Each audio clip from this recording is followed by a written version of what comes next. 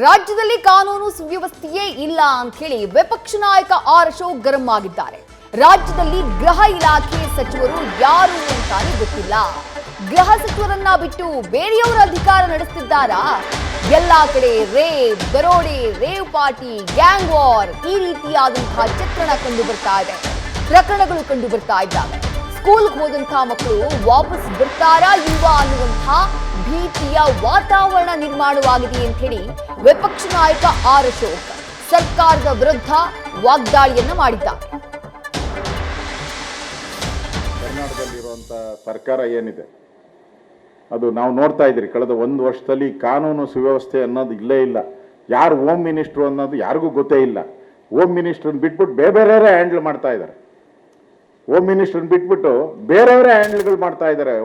Home ministry ಅವ್ರಿಗೇನು ಬೆಲೆ ಕೊಟ್ಟಂಗೆ ಕಾಣಿಸ್ತಾ ಇಲ್ಲ ನನಗೆ. ಎಲ್ಲ ಇವರೇ ಮಾಡ್ತಾ ಇದ್ದಾರೆ.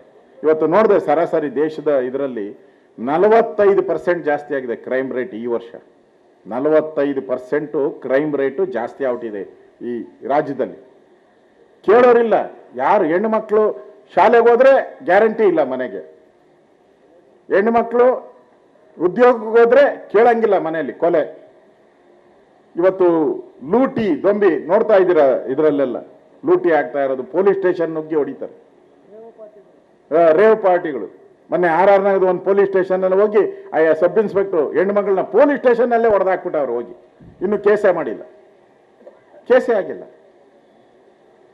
ಮೊನ್ನೆ ಮಂಗಳೂರಲ್ಲಿ, ಉಡುಪಿಯಲ್ಲಿ ದಾಂಧಲೆ ವಾರ್, ಮಚ್ಚು ಲಾಂಗ್ ತಗೊಂಡು ವಾರ್ ಮಾಡ್ತಾ ಇದ್ದಾರೆ. ಕೇಳೋರೇ ಇಲ್ಲ. ಈ ತರ ಕರ್ನಾಟಕದಲ್ಲಿ ಇವತ್ತು ಸರ್ಕಾರ ನಡೀತಾ ಇದೆ. ನ್ಯೂಸ್ ಫಸ್ಟ್ ನಿರ್ಭೀತಿಯಿಂದ ನಿಮ್ಮ ಪರವಾಗಿ.